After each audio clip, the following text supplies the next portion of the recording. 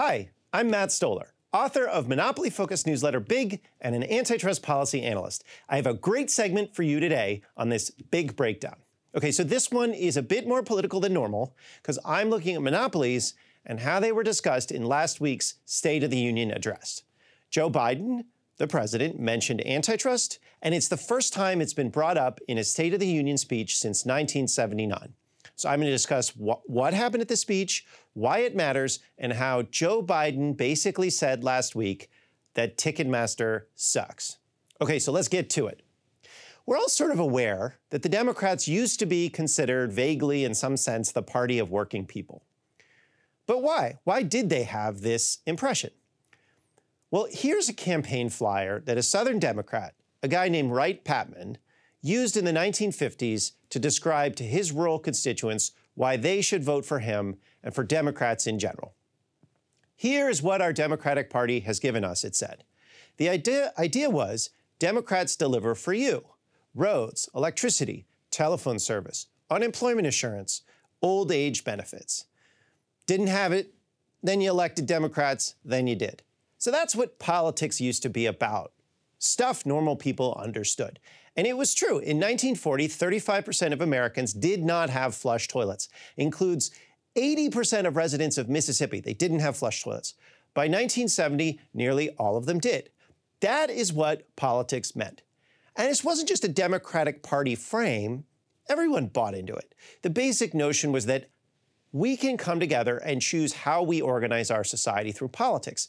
And politicians fight for votes over how best to do that. Now, of course, it wasn't perfect. There were lots of corruption and so on and so forth. But that was the gist of how people thought about politics. And for 40 years, from the 1930s until the 1970s, this is how voters understood the Democratic Party. But then Ronald Reagan broke for this frame and said, and more broadly said government, and more broadly politics, isn't the solution, it's the problem. And a subtle, unsaid part of that frame was that corporations and Wall Street were the solution. Reagan won 2 elections and dominated politics in the 1980s. So how did the Democratic Party respond? They didn't respond by fighting back and say Reagan is wrong. They fought back by agreeing with Ronald Reagan. So Bill Clinton, the first Democratic president to take office after 12 years of Republican rule, 8 years of Reagan and 4 years of George H.W. Bush, George Bush Sr., what he did, Bill Clinton removed antitrust from the Democratic platform, which had been in there. It had been in the Democratic Party platform since the 1880s, and Bill Clinton took it out in 1992. And it was in the State of the Union speeches in the 1990s that Bill Clinton made it clear that Democrats were no longer the party of government, no longer the party of getting things and doing things through politics. He talked about not what the government can do for you or what politics can do for you or how we govern ourselves as a society. No, he talked about things like welfare reform, globalization, violence and sex on TV, cultural stuff like that. He actually bragged about how he had cut the government so it was smaller than it was under the Kennedy administration. And this here, which I'm going to show you, is probably the most famous clip, or one of the most famous clips of the Clinton administration in the State of the Union. The era of big government is over.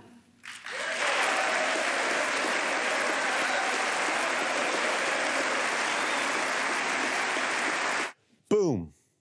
Right there. The era of big government is over. Listen to all that applause.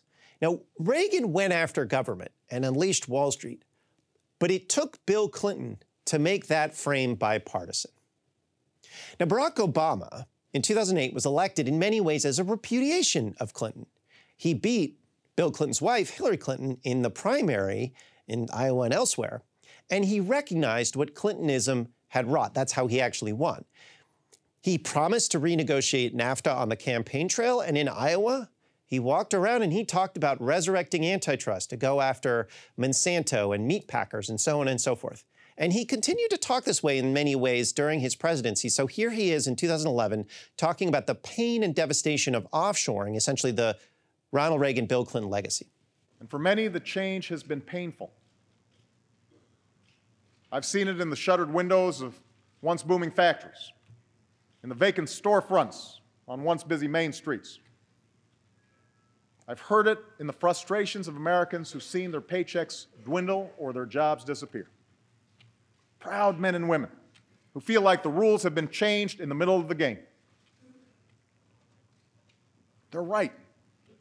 The rules have changed. In a single generation, revolutions in technology have transformed the way we live, work, and do business. Steel mills that once needed 1,000 workers can now do the same work with 100. Today, just about any company can set up shop, hire workers, and sell their products wherever there's an internet connection. The rules have changed, right? That's what he said. Obama understood the pain, as you can see right there.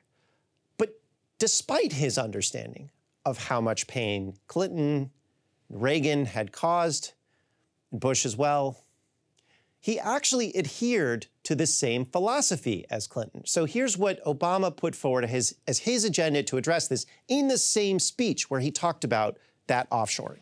We have to make America the best place on earth to do business. We need to take responsibility for our deficit and reform our government. That's how our people will prosper.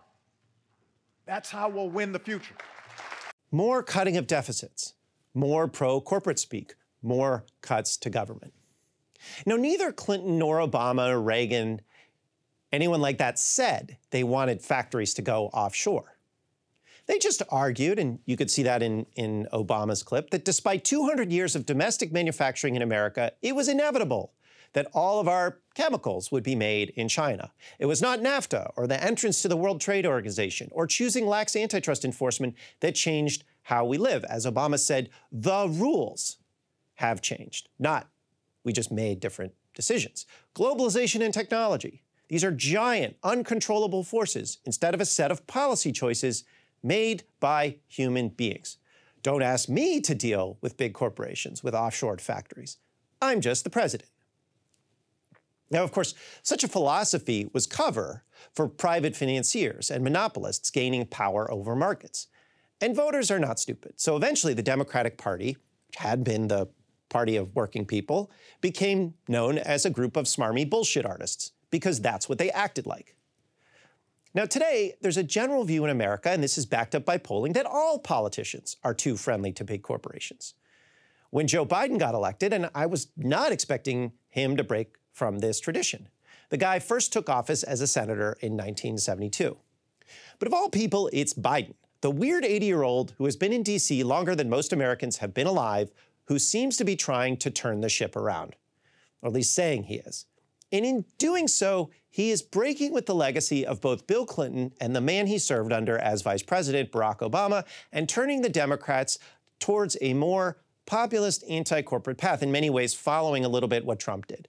Now, I'll start with a clip of Biden's State of the Union from last week, in which he talked about how he's going to make sure we build things in America again, and contrast this with what Bill Clinton and Barack Obama said.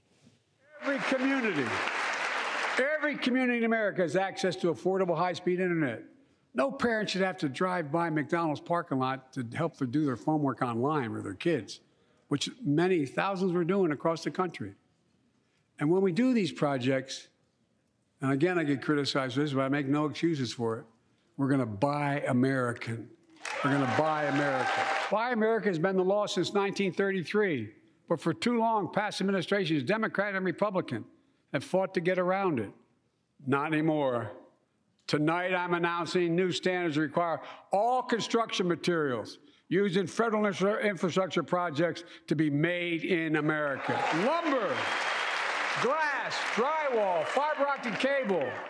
And on my watch, American roads, bridges, and American highways are going to be made with American products as well. That right there is a huge difference, believe him or not, is what he's saying. You don't have any of the sort of rules have changed garbage. There's no powerlessness. There's nothing inevitable about anything he's saying. He's just saying, we're going to make stuff here. The government is going to mandate that that happens. Now, I'm not saying you have to trust Joe Biden. Maybe he's lying. Maybe he won't follow through. I'm just saying that the president is talking different than his predecessors did, and in an important speech, the State of the Union. Now, there are consequences. A few days later, the government announced that all broadband grants that were, as a result of infrastructure bills that passed last Congress would require American construction materials. And this made telecom lobbyists very unhappy. So there is actual follow-through. And lots of neoliberal Democrats are mad as well. So Larry Summers, who was Treasury Secretary under Bill Clinton, ran economic policy under Barack Obama, was upset at Buy American policies. So was Jason Furman, who was Obama's chief advisor on the economy. You see, Peter Coy in the New York Times essentially writing that up. But the thing is Biden talked a lot more, talked about a lot more than just making things here. He went after, quote unquote, big pharma by name. He actually used that term, big pharma. It's unusual for the State of the Union. I can't think of the last time it happened. He bragged about capping insulin prices to $35 a month for seniors. He proposed eliminating so-called junk fees. These are fees by banks, credit card companies, airlines, companies like Ticketmaster to sort of nickel and dime you. Take a listen. Those fees can cost you up to $90 a night at hotels that aren't even resorts. Now, if you stayed in a hotel or Airbnb, you know what I mean. These are really annoying. They're essentially cheating you. Now, the attack on junk fees isn't fake either.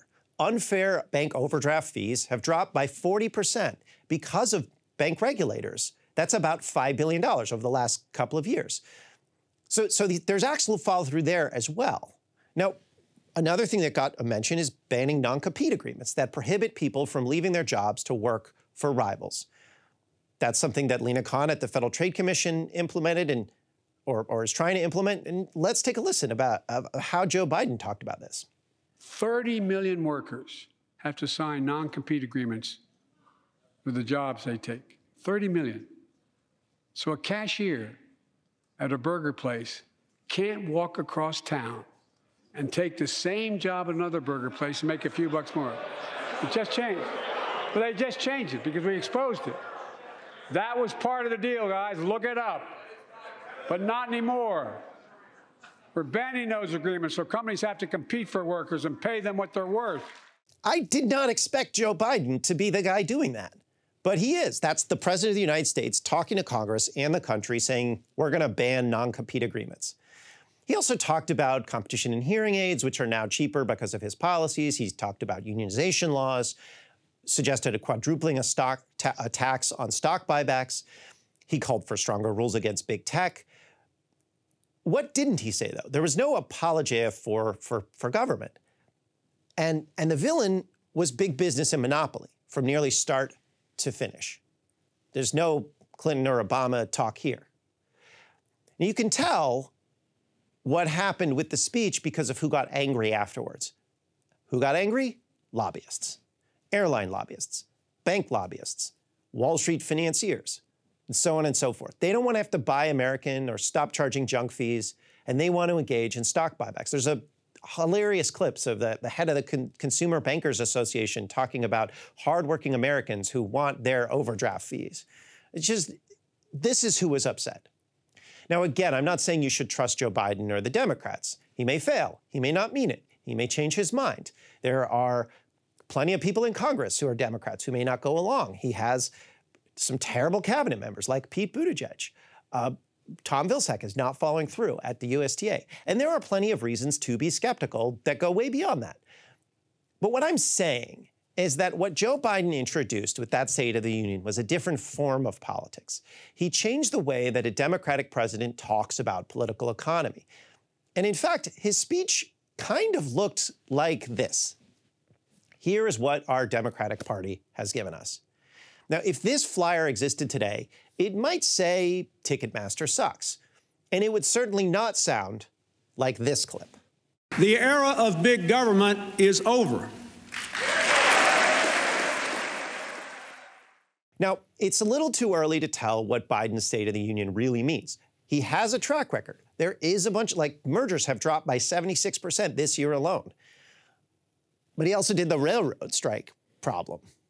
So we're not totally sure how far he's going to take this.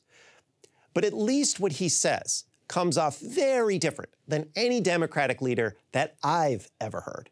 And that is something to notice. Thanks for watching this big breakdown on the Breaking Points channel. If you'd like to know more about big business and how our economy really works, you can sign up below for my market power focused newsletter, Big, in the description. Thanks, and have a good one.